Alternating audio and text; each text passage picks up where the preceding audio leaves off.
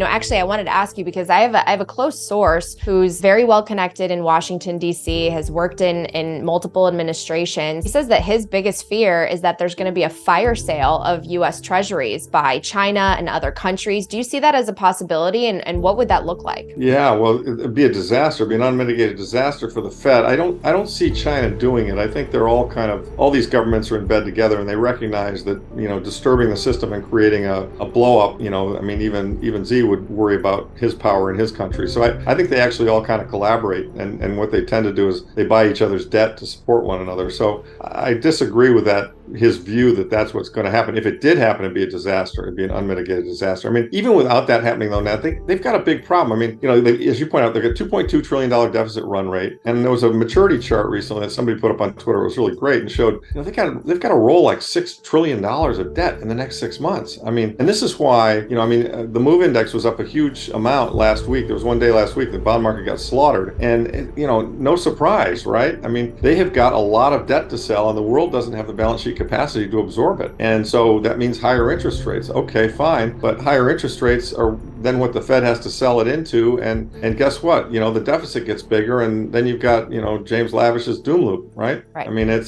So they're really, really stuck in a big way. And I suspect that the closest they can come to landing the plane is they'll have one more bump up, and then they'll say, well, we're going to pause some more. And then the data will start to look bad, and they'll pause permanently. And of course, at that point in time, I actually think Bitcoin and gold will have smelled it and taken off and started to run hard. And then suddenly, and we'll have had a 3% inflation print this month, according to the guy who analyzed it for me. And then they'll, at 3%, that's close enough to 2. If it's coming down, they'll say, oh, we're good. We're good. And the money printing will start again. And everybody will realize. And is that the one that leads to hyper Bitcoinization and the destruction of the dollar? Probably not. There are probably a couple more swings in there, but we're getting closer. We're getting a lot closer. As you mentioned earlier, Bitcoin up about 80%, outperforming almost everything this year. Equities have been rallying, but it's only a couple of tech stocks that are really the winners. Yeah, 7 stocks everything else. Or the whole thing. Yeah, exactly. But gold underperforming. We can't be the only ones who can see that something's wrong in the entire system and people need to allocate to hard money. Why is gold down as opposed to, at least up a significant percentage? It's a tough one for me. I'm not quite sure. I think some of the Bitcoin rally is based on oversold on FTX, right? The 15,000 was kind of, in my opinion, that was, it was the rate hikes, but it was also the FTX crypto, bullshit. So, but I agree with you. I don't know. To be honest with you, I don't know why gold hasn't done as well. Bitcoin will outperform gold. I've said that many times. I continue to believe that strongly. And gold tends to smell around the corner pretty well on things. And that's why I think it's kind of hanging in there. And I would say to all Bitcoiners, watch gold carefully, because when gold takes out 2050, we know it's game on. That's the old, we've hit that like 3 times now. So we're bumping up against it, and it's going to go through 2050, not look back. And then it's totally game on. So I don't know. The honest answer is I really don't know why, more people aren't aware of it.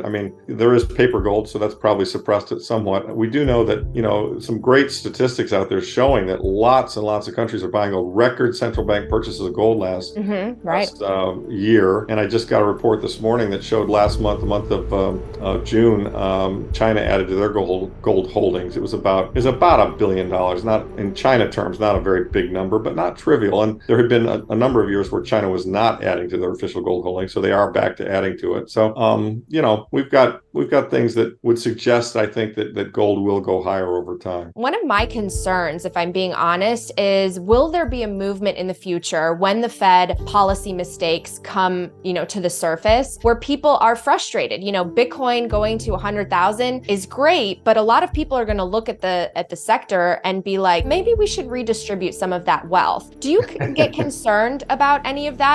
There's more of a shift, right? There's that tax the wealthy, redistribute the wealth. It's not fair what's happened, and people blame politics as opposed to our financial system and the root of it and our money. And so do you worry that there's going to be a greater move for the government to say, hey, we're going to tax unrealized gains, or we're going to really watch closely who has how much? Yeah, I worry about that all the time. I mean, because I know how devious these guys are that are running, guys and ladies who are running the system are, and I've seen how they've changed the rules to benefit themselves. And so, yeah, I completely worry about that.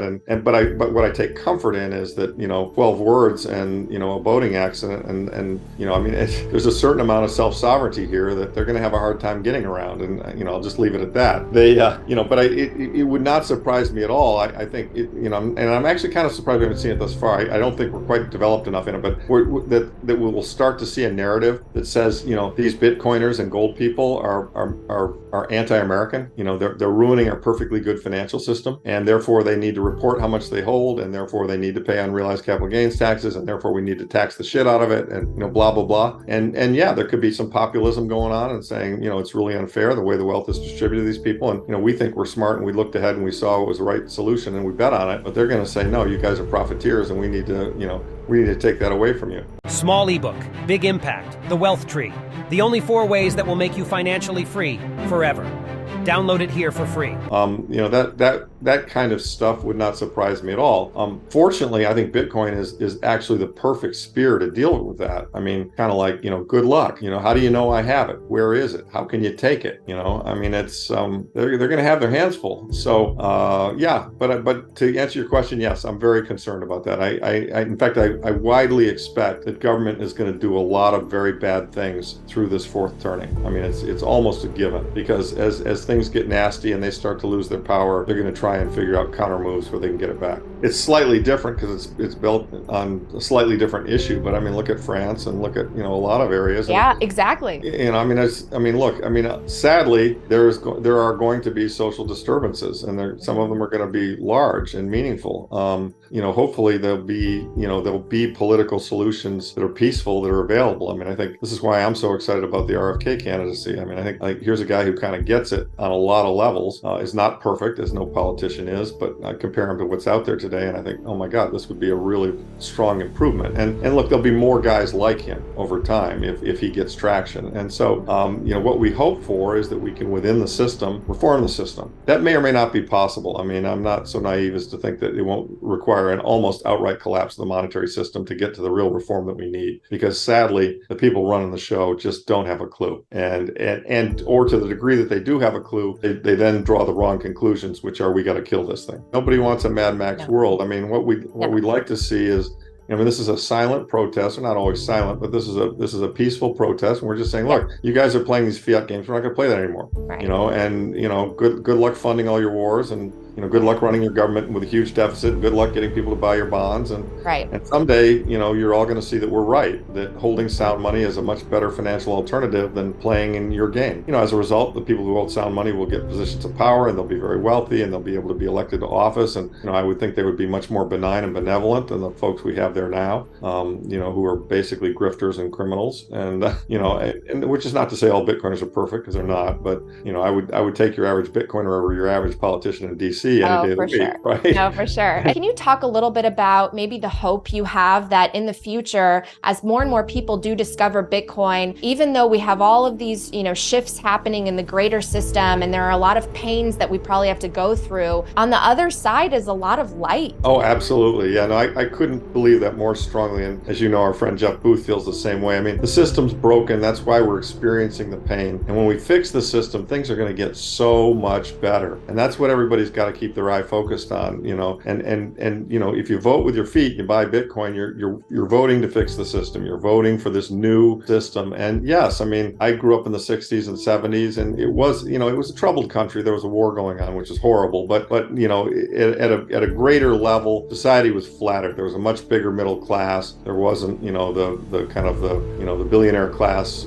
pulling the strings in DC, etc. And, it was a kinder, gentler America, to my way of seeing it. And it wasn't perfect in any way, shape, or form. I don't think America's ever been perfect, but I think the founding documents and what they strive to achieve are close to perfect. And so I think there's a good chance that when this whole thing breaks, that what I call the remnant, which are the people who remember the old part of America and just the generally good human beings that live in this country, are going to step up and say, we're reforming it. And so, and it is going to be a much better place all around. And the world's going to be a much better place. I mean, if you look at it, still, I mean, even the most average person in America still lives better than the richest person 300 or 400 years ago. And so, the world is making progress and will continue to make progress, and things will economically continue to get better and better for more people.